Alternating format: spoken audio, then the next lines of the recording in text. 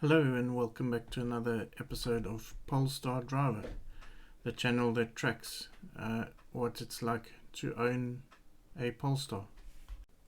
As it's the second week of the month, I'm using this week to review the efficiency numbers for December and a few other updates. Let's start with the outstanding issues that I have logged on my car. So there hasn't been any change since I last talked about this. This is just a list of items that are logged.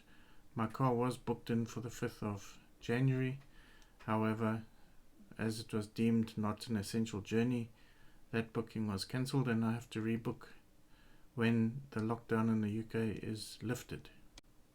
Although I have these issues logged, none of them is actually stopping the car from working, which is great, so I can still drive around and enjoy my Polestar 2.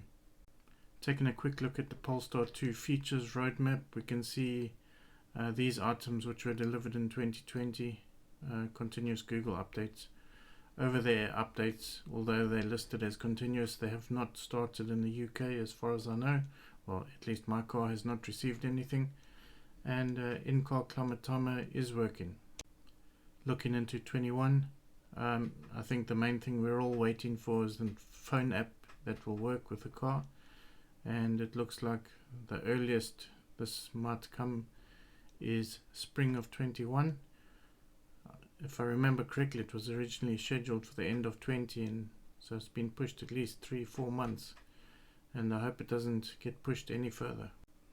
According to this, looking at the dates, climatization timer via the Polestar 2 app won't be available in mid 21, which means the app might be released without this functionality. So what do the numbers look like for December?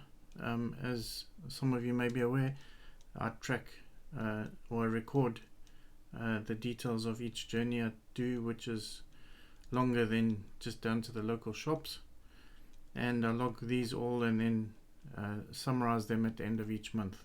So looking at December, the last full month, I did 595 miles, and that ended up with an average speed of 41 miles per hour.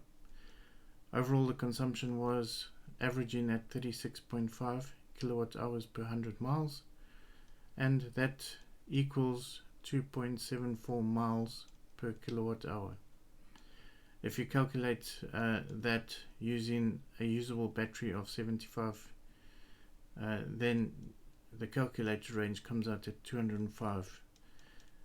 I did 7 trips in December that are recorded, and the average temperature during those trips was 7 degrees Celsius. On the graph at the bottom, you can see how the calculated range and the average kilowatt hour per 100 miles tracks over time. Now this graph goes from January to December, and as soon as I received the car in September, we started there, and now that we have some numbers for January, you can see January on the left. So as the year goes by, all the months will appear at the bottom. So if we look at the calculated range, you can see since I received the car in September, calculated range using the kilowatts or the miles per kilowatt hour was somewhere around 241 miles per charge, per 100% charge, and as the months have gone by, it's gone down 228, 205, and then in January I've only done 1 trip, but you can already see the numbers much lower in the colder weather. In this next graph, you can see I've overlaid the average temperature on top of the calculated range, and you can see the temperature and range are roughly showing the same pattern across all the months.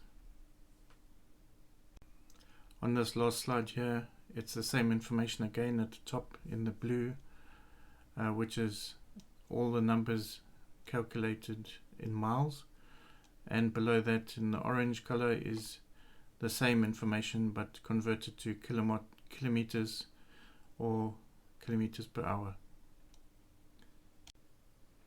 Thanks to one of our friends who suggested I add the kilometer information below for our European viewers. So how's your range comparing to these? Are you getting similar kind of numbers, or way more or way less? Let us know in the comments below. That's all we have for this video. Thanks very much for watching, and please take a moment to give this video a big thumbs up, subscribe, and click on the notification bell so that you're advised when there's new videos available, and leave us your comments. We're always keen to see what other people are experiencing with their Polestar 2 car. Thanks again for watching, and we'll see you again soon.